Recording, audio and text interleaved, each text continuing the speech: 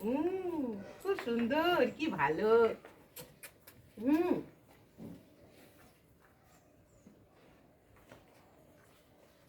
না তুমি নাও, তুমি নাও না।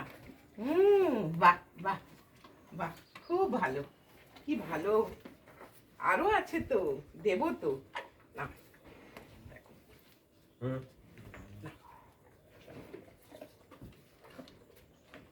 রুটির মধ্যে দিয়েছি।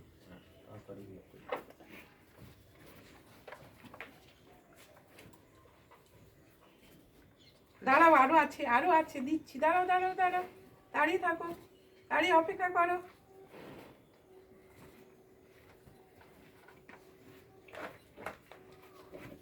বাহ, খুব ভালো, খুব ভালো। তুমি জল খাই দেবো, দাঁড়াও। তুমি এটা খাও, খাও, খাও। দাঁড়াও, ওকে দেবো এবারে। নাও।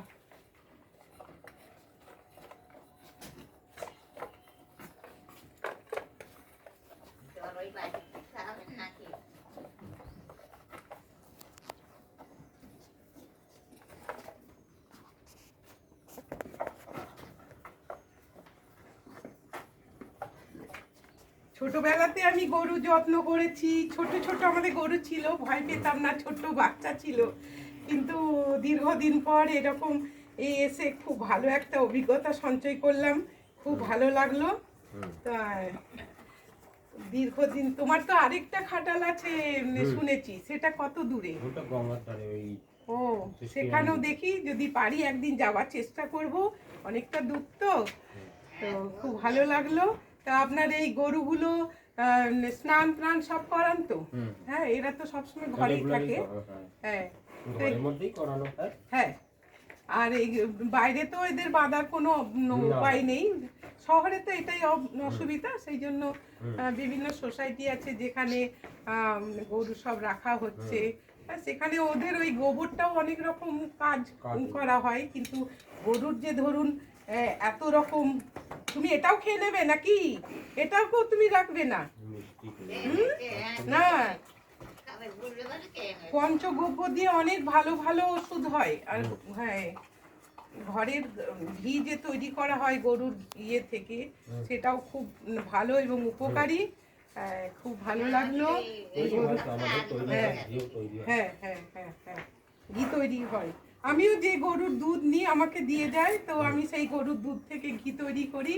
আমার খুব ভালো হয় ঘি। ঘরের গরু মানে দুধে, এই দেশ গরুর দুধের ঘি খুব ভালো হয়, খুব উপকারী।